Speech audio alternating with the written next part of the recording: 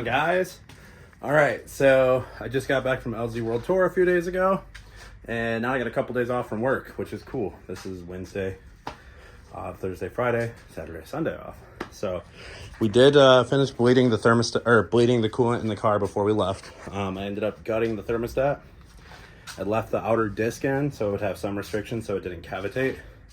And now the car literally gets to 180, fans turn on, goes up like 3 degrees, fans bring it all the way down. So I don't think the car's gonna overheat anymore without having to try to rev it. Pretty sure the thermostat was just stuck, which is no big deal. Got that all fixed. So I did order one other thing. I already put on this side. Is I ordered these new, more aggressive pad compounder for my hydraulic handbrake. I've always kind of had a handbrake that doesn't lock up the best.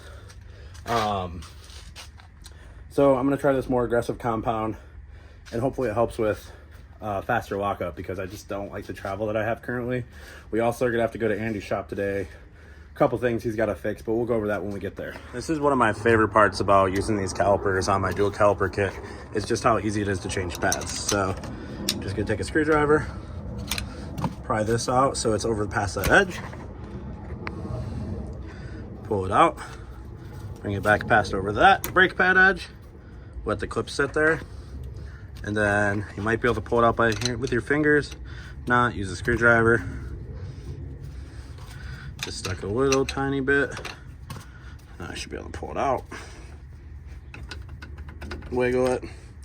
Pads out. Get rid of our new pads. Put our new pad right back in. Oh wait, I forgot. I did this last time. You're gonna want to pull this pad out too, so that there's some wiggle room for both of the pads to sit. So first pad in. Grab our second pad.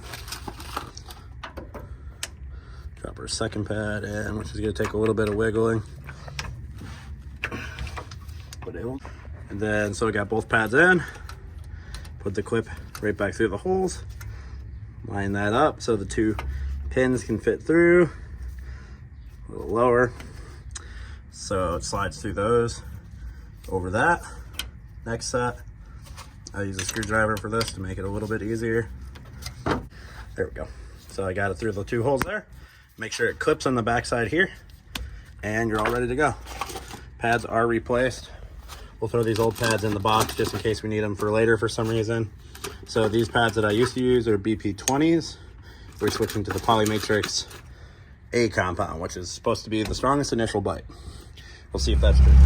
So we just got to Andy's. I pulled the handbrake a couple times, and man, these pads pretty much lock up instantly. So should have bought these from the beginning. I've been fighting not having the best handbrake for a long time. You live and you learn. Now I know Polymatrix A compound is the best compound to have for a handbrake. It literally like locks up immediately, and my pull is not very long at all anymore, which is awesome. So now we're gonna address this rod started to bend already. So we need to make something in the center here that holds this straight to prevent it from putting a bow in it or bending this rod, to keep it nice and sturdy. So when we put a lot of pressure on this, it doesn't bend this rod or break the master back here. We also need to make a stronger mount to hold the handle, because I don't know if you guys will be able to see, it kind of flexes the trans tunnel area. So maybe if we make a whole plate that goes around, that would be something more secure to hold the handbrake in place. I don't know. We just got to Andy's though. We'll see what he wants to do, or what he thinks is best. Also, we need to have him redo one of the DTM connectors for the electric power steering, because every time pretty much you have to unplug it, plug it back in. So there's got to be a loose pin, probably in that DTM connector. And look at this. Car just got to 180. Fans came on. Let's see how fast they turn off now. Compared to before, car would start going up. Look at it, it's already going back down. 177, 176, 174, and the fans are off. So car cooling problem should be figured out, I believe. We'll find out. We might drive this weekend at a little local $30 test day. That's a pop-up event. So we'll find out.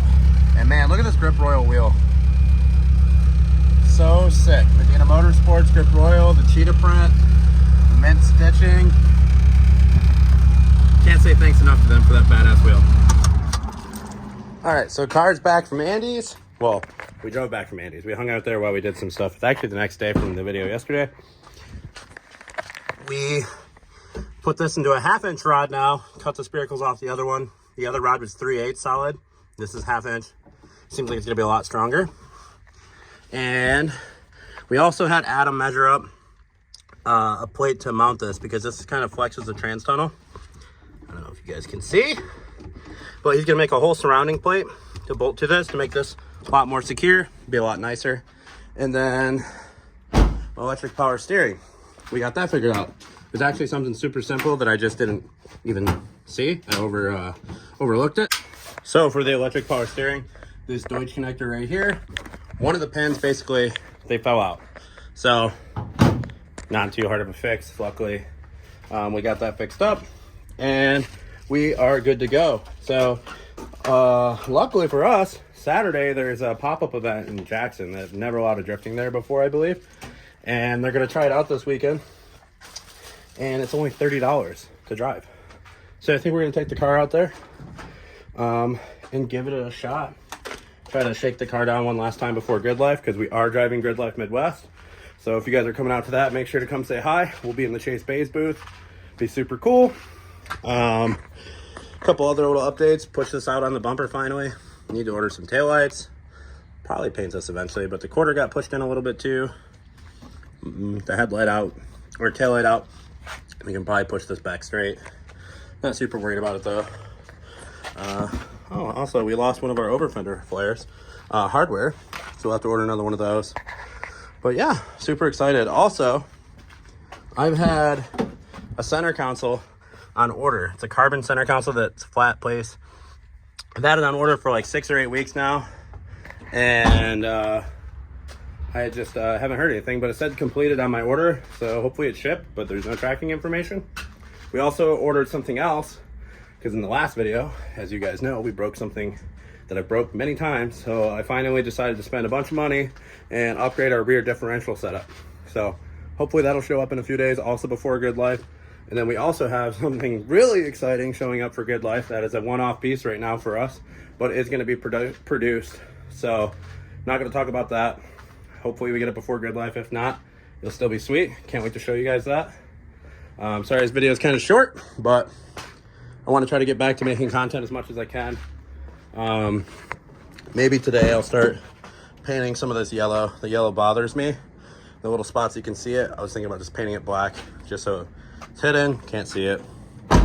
But I don't know, maybe we'll say that for another day. But I appreciate it. Thanks again for watching. I hope you guys like the content. Subscribe, share with your friends, and I will see you guys in the next video.